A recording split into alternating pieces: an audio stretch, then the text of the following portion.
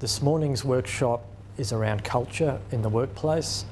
I want to try and give you some ideas about what a positive workplace culture looks like, how you might get there, and then I'll talk about how to prevent the negative aspects of culture from emerging, and finally finish on a bit about bullying and harassment.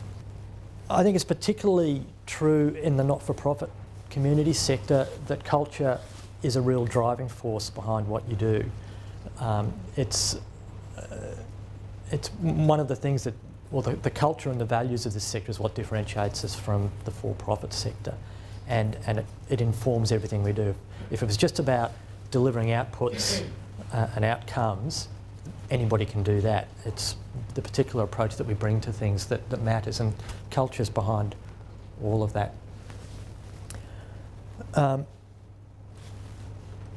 So, just by way of defining what I mean when I'm talking about culture, it's kind of the environment. On the one hand, it affects the experience of everybody in the organisation. So it affects people's enjoyment of the work, it affects people's relationships in the workplace, how you get on with each other, both professionally and socially. It affects the processes, how you actually do the work. And it's something that's not written down, and it's also something you can't prescribe. You can't say this is going to be our culture. It's a more organic thing that emerges. But it's kind of how we do stuff. It's kind of our unwritten rules about how we work together. So another way of putting it is it's the way things are done around here, and that's a fairly common sort of way that people express what organisational culture is. Problem with that is it's pretty passive. It's just accepting this is the way things are. It's always been this way, or this is just it is what it is. From the point of view of if you're trying to run an organisation and trying to make it succeed and trying to deliver good stuff for your community, simply passively accepting your organisational culture is kind of missing an opportunity to take advantage of what is potentially one of the strengths of the sorts of organisations that we're talking about today. So another way of looking at it, I'd suggest, is how do we, as a bit of a guide to where we might want to be, how do we want to be known by our key stakeholders? If you ever think about other organisations that you're familiar with that you're not part of, but you know of them, they've usually got a reputation of some sort. They've usually got a reputation of they're a good place to work, or they really mean what they say, or things like that. And that actually, that's important to how the service is delivered. That's it's a bit of a clue as to how successful they're going to be.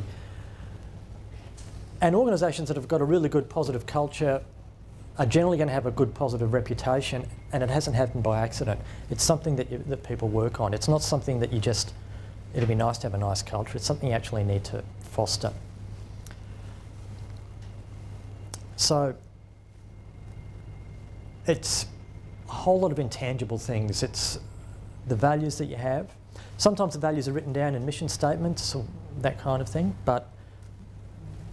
and I think in this sector, usually the sorts of values that are expressed in mission statements are actually fairly true. People do actually mean it, but you can't take that for granted.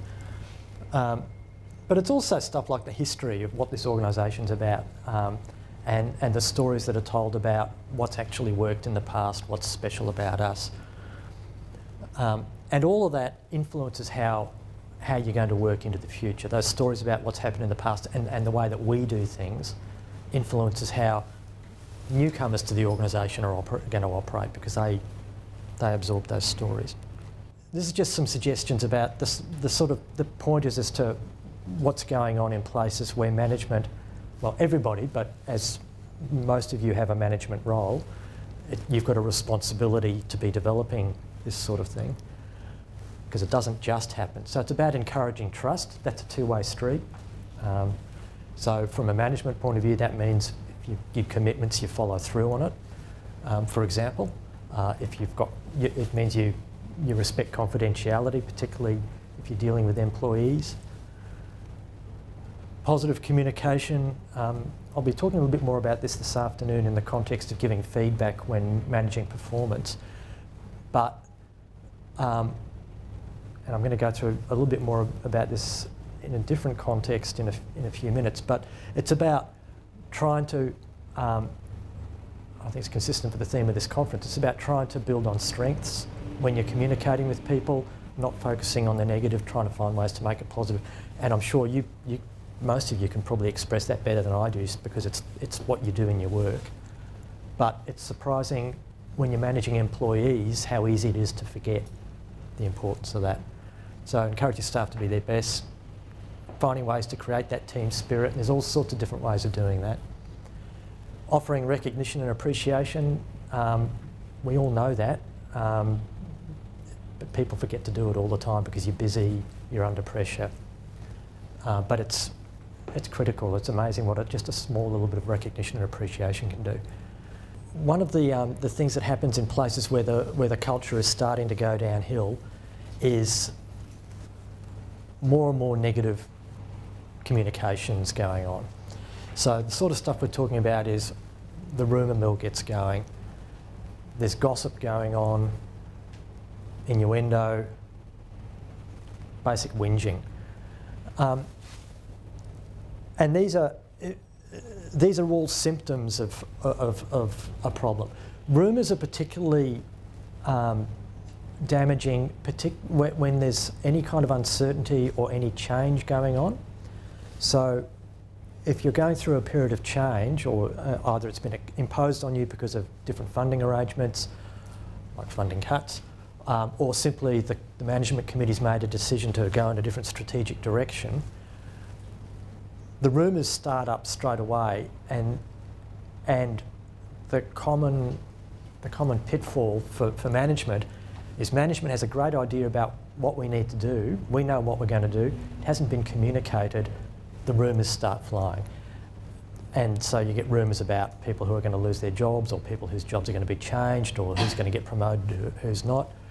And it's just destabilising. Similarly, the gossip and the innuendo, that's not so much around the change management stuff. That's around, it's at a low level, that's creating a climate that enables bullying and harassment to emerge, because people get singled out or they get excluded. But it's about turning it around to a problem-solving approach. What is the problem? Okay, so how are you and I going to make this work a bit better? And it doesn't mean management caving into what's being whinged about. It's just letting the individual get it off their chest about what they're on about, but then having done that, okay, you've got it off your chest, now I'm not going to listen to that whinge anymore. How do we rectify it? And it's either we reach agreement on it, or, well, this is how it's going to be. I've heard what you've said, I don't want to hear it again. And I'm making it a bit more blunt now. But let's focus on the steps forward, and then when the steps forward result in something good, you give the positive feedback about, I really liked how you ran that workshop on culture the other day, got good feedback, let's keep that going and try and turn what was a negative into a positive. The key to that is it doesn't, again, like a lot of what I'm talking about this morning, it doesn't just happen, it's something that has to be worked on. The thing about culture is, what I want to now suggest is, it's not just a matter of we want a nice place to work, we want somewhere where we're happy to turn up at 9 o'clock in the morning because we like the people and we have lots of fun and it's really good. There's actually a management point to this. Your organisations exist for a purpose. They've been set up to do things within your communities that are of value, that are important, and that's the reason you employ people. You've got employees and volunteers, for that matter, who are there to help to further the objectives of the organisation within the community.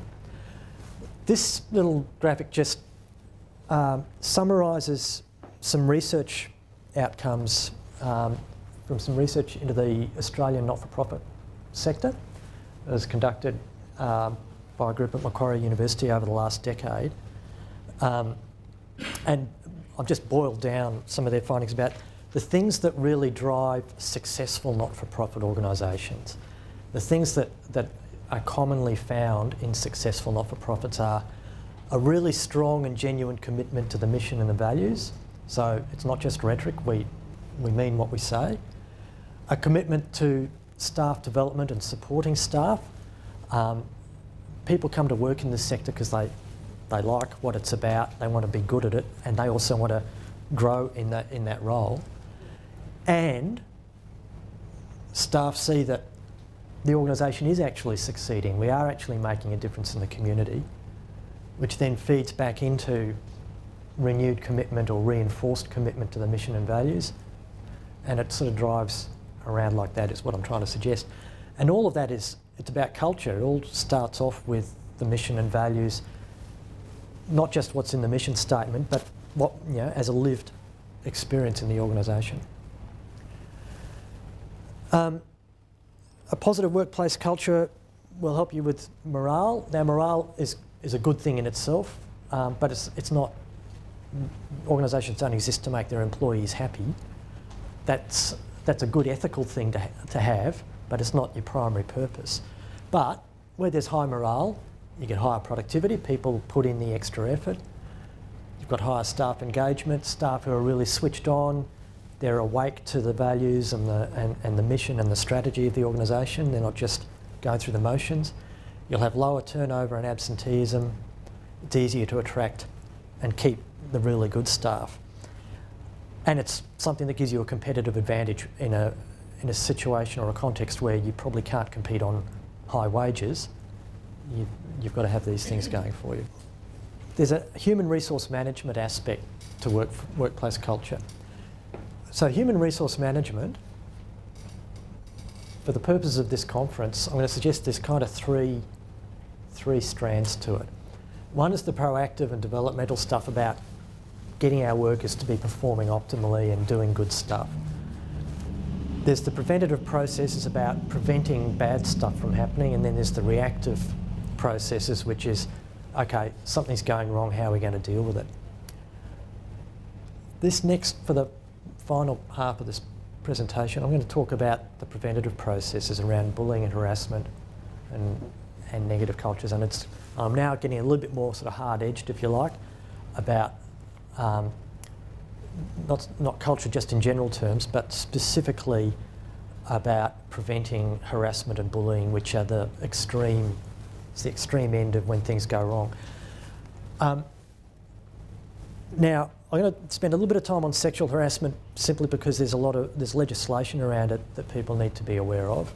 But I don't think we see a bit of sexual harassment occurring even in small community centres. And even though this is not a male-dominated industry by any means, but it still occurs, so you need to be aware of it. But the more serious issue that we see is bullying. And when I come to it, I'll be stressing two things about bullying. Firstly, that clearly it's something that you need to stamp out. But secondly, that it's a word that gets bandied about a lot, and there's a lot of stuff going on that isn't actually bullying, but it gets called that, and that can be just as damaging. These are some of the examples of the sorts of things. Coming from a bit of a sexual harassment perspective here. But jokes are a real problem in the workplace. I don't mean that you shouldn't be able to tell jokes. There's just a balance that has to be struck about being conscious that the workplace is not home, it's not down at the footy club with your mates. The workplace is different, and by all means tell jokes, but be conscious that it's for general consumption. You've got to be conscious of the diversity of where people are coming from. It's unwelcome sexual conduct or conduct which a reasonable observer could anticipate would make somebody uncomfortable. Back in the olden days, back when I was younger, when sexual harassment was first coming up in legislation and so forth, the standard bloke thing would be, I've been telling this joke forever, everybody laughs, it's just a joke. And of course, we all know it's not like that. A joke that you can get away with in the pub where everybody's got a similar sort of understanding might still be offensive from a reasonable observer, but you might conclude nobody's going to be upset in the pub. In the workplace, it's a different matter. It's about being careful about physical contact, You've got to be, some people are quite huggy, well, some people are actually uncomfortable with that. You've got to be careful.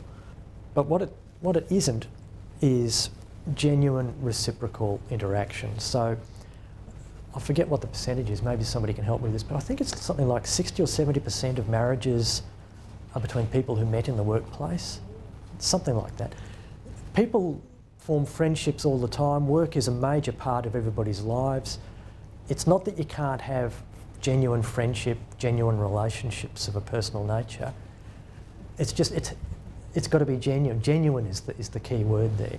On the other hand, genuine personal relationships in the workplace can create other problems from a management point of view because there's potential for conflict of interest, potential for favouritism, all of that sort of stuff. Or if the relationship breaks down, there are problems. So it's still something that you've got to be a little bit careful of and needs to be managed. So the key point I want to leave you with is your obligation as employers is to prevent harassment. It's not just responding. So if you're observing an interaction going on where you think that employee or that volunteer or that client is looking uncomfortable, you don't just let it go. You need to intervene in some way, appropriately. The mere fact that you have a disagreement with somebody or that you say, I don't agree with that, that's not harassment or bullying or anything like that, provided it's reasonable in the context. So bullying is repeated unreasonable behaviour which offends, humiliates, intimidates or degrades. This is one of the definitions out of, I think it's out of Victorian legislation, but most of the states say pretty much the same thing in their legislation. It's important, and now bullying, as I said earlier, is something that does exist in this sector. And unfortunately, this sector, there's both downward bullying and upward bullying. So as employer representatives, we've actually seen some pretty nasty cases of managers being bullied by their teams.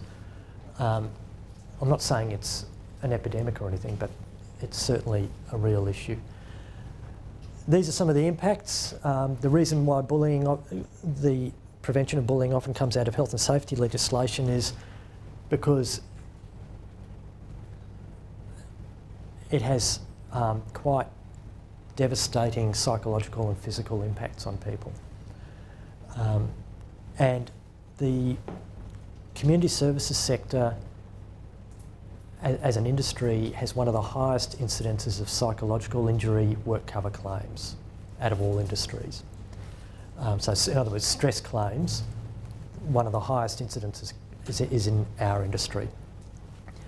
And it's damaging to the individual, obviously, who suffered the psychological injury, but it's damaging to the organisations, particularly small organisations. It can cripple organisations. Bullying can be intended, so the malicious individual who really is just targeting somebody, or it could be unintended, but a reasonable person could have anticipated that this would be the outcome.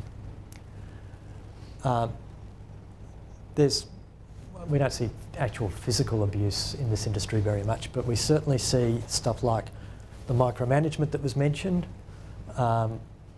assigning meaningless tasks, assigning impossible tasks, exclusion or isolation of staff. That's the click thing. I had some time back worked in a place where the women in the workplace decided, as a matter of sisterhood and solidarity, to go for drinks after work, which is fine, except they deliberately didn't send the invitation to one woman in the workplace because they didn't like her. And that's just exclusion, And people think sort of naively, well, look, we're just doing this as a social thing. It's not work-related. It's absolutely work-related. And it was really upsetting to the individual who was left out. Now, bullying is very unlikely to occur in a place with a good, positive culture of the sort of thing we were talking about this at the beginning of the session.